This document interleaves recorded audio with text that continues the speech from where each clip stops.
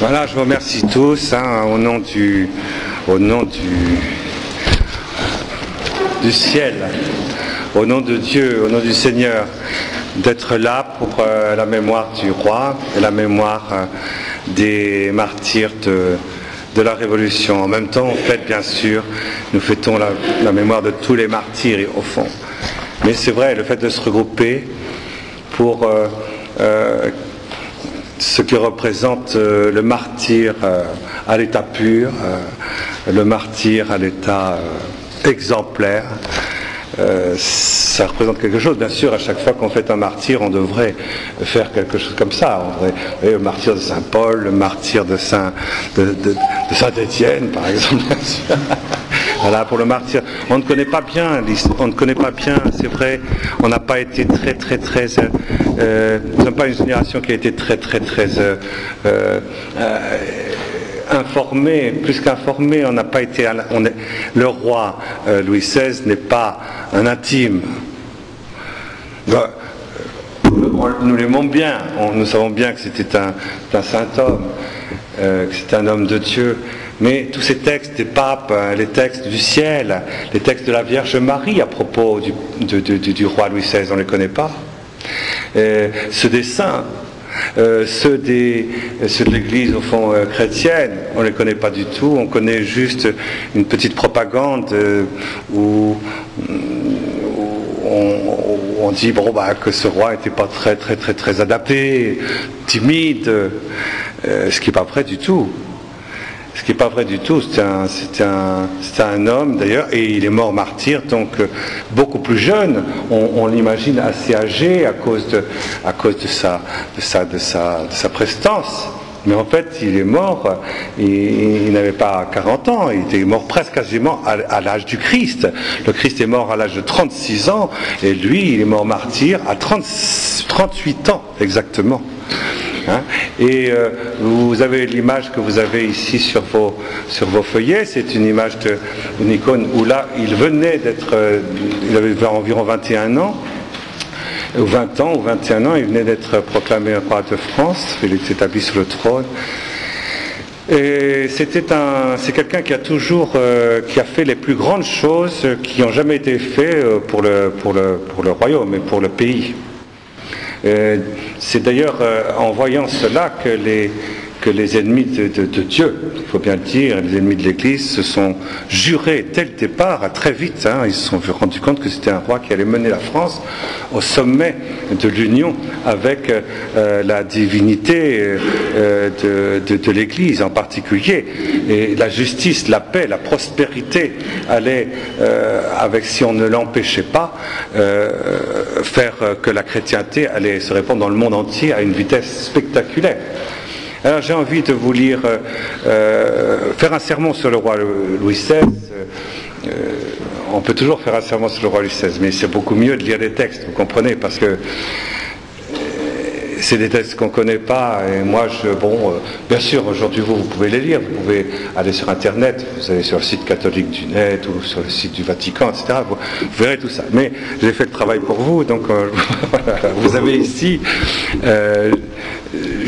D'abord, tout de suite, l'année où il est passé, il a donné sa vie. Il ne faut pas oublier que s'il a donné sa vie, c'est uniquement, s'il est resté d'ailleurs sur le trône de France pendant la Révolution, c'est lui qui a engagé la démocratie, c'est lui qui a voulu qu'il y ait le peuple, c'est lui qui a voulu que le roi et le peuple soient ensemble un seul cœur, une seule royauté. C'est lui qui a voulu qu'il y ait des corporations, le principe de subsidiarité. C'est lui qui a voulu qu'il n'y ait pas cette espèce de grande injustice incroyable qu'une seule classe de la société opprime toutes les autres. Et il a eu contre lui finalement les gros bourgeois de la société qui étaient eux-mêmes affiliés à travers des ateliers à la City de Londres. Et d'autre part, l'hyper-aristocratie très extrémiste, enfin très tyrannique. Et ce sont ces deux-là qui sont associés pour proclamer sa mort. Donc il est mort martyr par les deux ailes de l'antichristianisme le plus pur.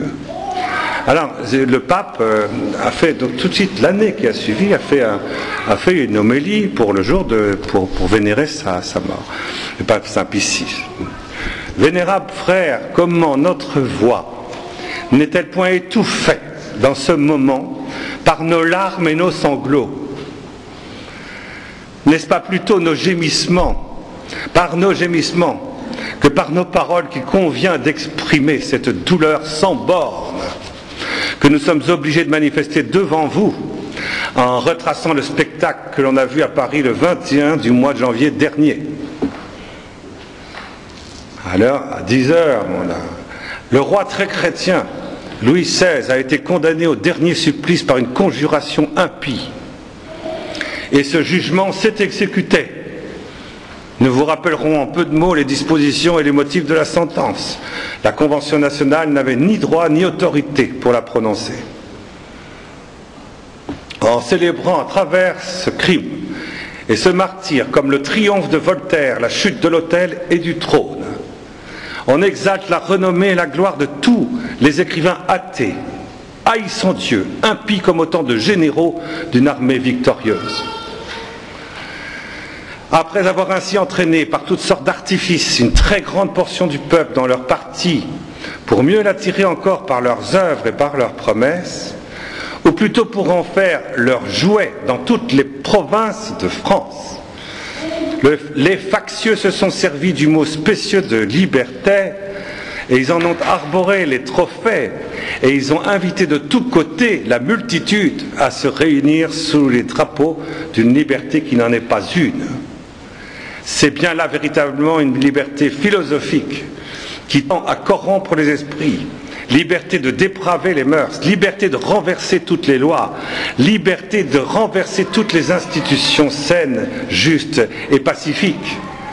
Aussi fut-ce pour cette raison que l'Assemblée des prêtres de France témoigna tant d'horreur pour une pareille liberté, quand elle commença à se glisser dans l'esprit du peuple par les maximes les plus fallacieuses. Ce fut encore pour les mêmes motifs que nous croyons nous-mêmes, en tant que pape de l'Église catholique, devoir la dénoncer. On avait décidé, décrété que chacun était libre d'exercer la religion qu'il choisirait, comme si toutes les religions conduisaient au salut éternel. Et cependant, la seule religion catholique fut proscrite. Seule, elle a vu couler le sang de ses disciples dans les places publiques. Seule, elle a vu couler son sang innocent et juste et saint sur les grands chemins et dans leur propre maison. On eût dit qu'elle était devenue un crime capital. Ils ne pouvaient trouver aucune sûreté dans les États voisins où ils sont venus chercher asile. Personne ne peut nier que la même cause n'ait amené la mort funeste du roi Louis XVI.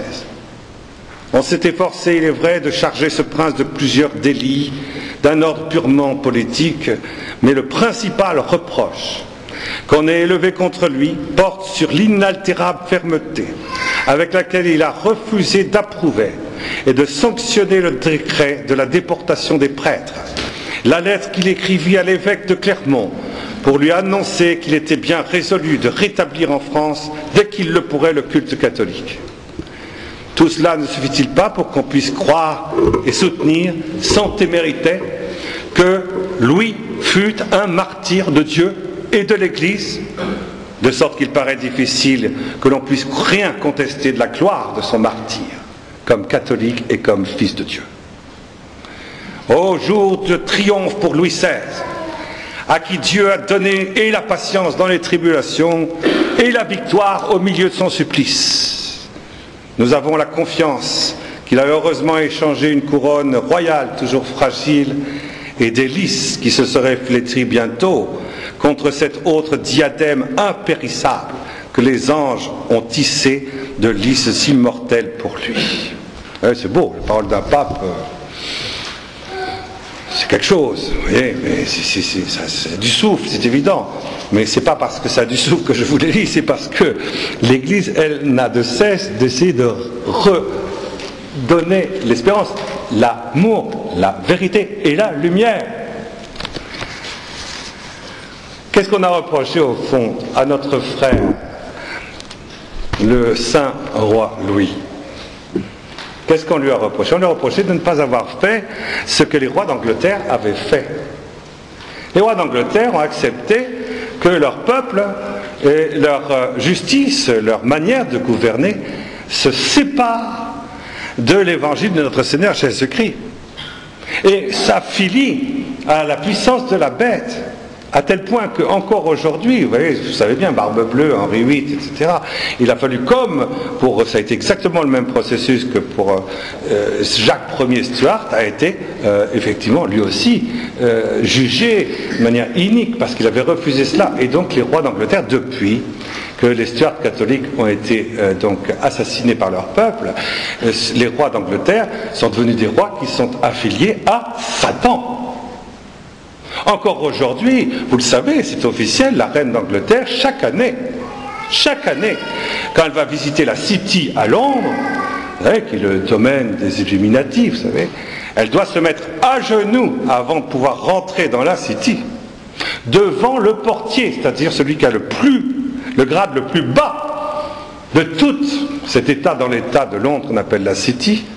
Elle doit se mettre à genoux pour manifester que la reine d'Angleterre et le peuple d'Angleterre tout entier est en dessous du plus petit de la communauté Illuminati, vous savez, la pieuvre noire, vous savez, ceux qui sont affiliés à Satan. Le roi Louis XVI n'a pas voulu de ça pour la France.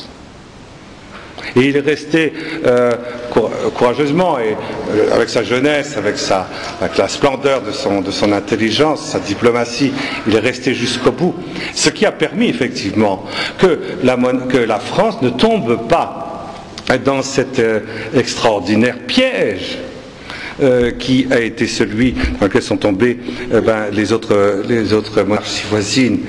Il y aurait beaucoup de choses à dire à propos du roi Louis XVI par rapport à ses vertus chrétiennes, ses vertus catholiques. Mais je me régale avec vous de lire encore quelques petits passages. Pas du pape, il y a beaucoup de papes qui ont parlé. Grégoire, j'aime bien le pape Grégoire IX parce que le pape Grégoire IX avait dit à propos de la royauté de France, vous savez que les rois de France sont des successeurs, sont des successeurs en ligne directe du roi David. Comme Saint Joseph qui lui aussi était roi d'Israël.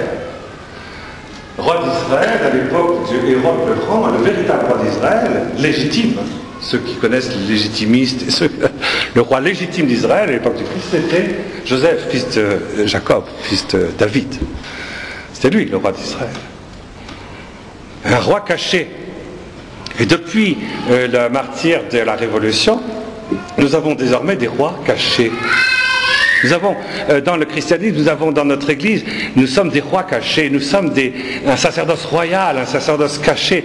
Nous avons hérité de cette royauté qui était visible, pour qu'elle devienne visible à travers notre royauté invisible. Et c'est pour ça qu'il y a quelque chose de très grand et beaucoup de paroles ont été prononcées par le ciel. Je vais en prononcer quelques-unes. Notre-Dame de la Salette, qui est venue apparaître en France. Voilà ce qu'elle dit à propos de Louis XVI. Le grand triomphe de l'Église, c'est la Vierge Marie, hein, c'est une apparition reconnue par l'Église quand même, c'est pas une petite histoire. Le grand triomphe de l'Église se verra sous le pasteur angélique avec l'ange terrestre du roi martyr. Bon, évidemment, vous n'entendez peut-être pas le langage des apparitions, mais vous voyez, le roi Louis XVI, qui est très vénéré, je crois qu'il y a des milliers de messes qui sont célébrées aujourd'hui pour le roi de Louis XVI, pour le vénérer, pour l'aimer, pour avoir quelque chose de ses mérites. Il est appelé aussi le roi angélique. Parce que depuis qu'il est mort, il a gardé le sceptre. Ce sceptre n'a jamais été passé à un autre depuis. C'est le roi de France qui est resté roi de France le plus longtemps de toute l'histoire du monde. Puisque depuis, c'est encore lui le roi. Je vous donne un exemple. Par exemple, le pape Jean-Paul II, c'est quand il était mort, j'ai appris ça, je ne savais pas avant. le pape, quand il meurt, on dit il n'est plus le pape, c'est fini, il ne peut plus gouverner l'Église. Eh bien, c'est pas vrai. C'est lui qui a encore le pouvoir de clé de l'Église. Même s'il est mort. C'est lui qui a le pouvoir des clés. C'est lui qui a le pouvoir de lier et de délier, au ciel et sur la terre. Ce qui va lier sur la terre est lié dans le ciel. Ce qui est délié sur la terre est délié dans le ciel. Et ce pouvoir des clés du Saint-Père, il n'est transmis qu'à l'ouverture du conclave pour l'élection de son successeur. Le conclave va recevoir donc ce pouvoir des clés du Saint-Père et va ouvrir une grâce céleste qui va faire que le pontificat va se transmettre avec la grâce de Dieu venue d'en haut. Vous savez, ça est bien pour la royauté de David, la royauté qui ne connaît l'histoire de France. Donc on sait très bien que la royauté, la seule royauté du monde, l'unique royauté du monde qui est dans la lignée de David,